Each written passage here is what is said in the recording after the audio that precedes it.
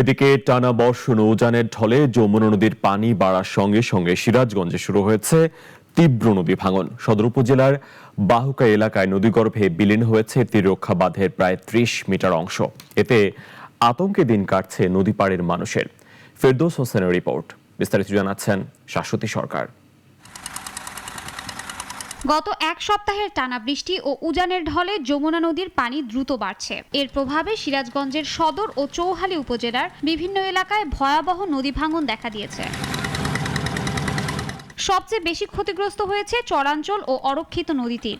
সদর উপজেলার বাহুকা এলাকায় হঠাৎ ভেঙে নদীগর্ভে বিলীন হয়েছে তীররক্ষা বাঁধের প্রায় ৩০ মিটার অংশ। ওই বাড়িতে ২ মাইল ফাঁকা ছিল যমুনা, ওই বাড়ি ঘর দুয়ার ভাঙ্গিয়া জমি জমা সব ভাঙ্গিয়া চলে গেছে। ভাঙন ঠেকাতে পানি উন্নয়ন বোর্ড জরুরি ভিত্তিতে জিও ব্যাগ ও জিও টিউব ফেলে কাজ শুরু করেছে। এখানে আসলে প্রকৃতপক্ষে হঠাৎ করে এই ভাঙন শুরু হয়েছে এবং দ্রুত পানি উন্নয়ন বোর্ডের মাধ্যমে দ্রুত কার্যক্রম শুরু হচ্ছে।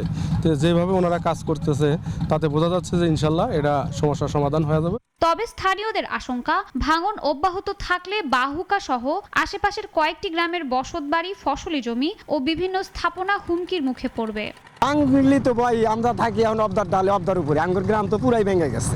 এদিকে পানি উন্নয়ন বোর্ড নদীপাড়ের মানুষকে আতঙ্কিত না হয়ে সতর্ক থাকার আহ্বান জানিয়েছে।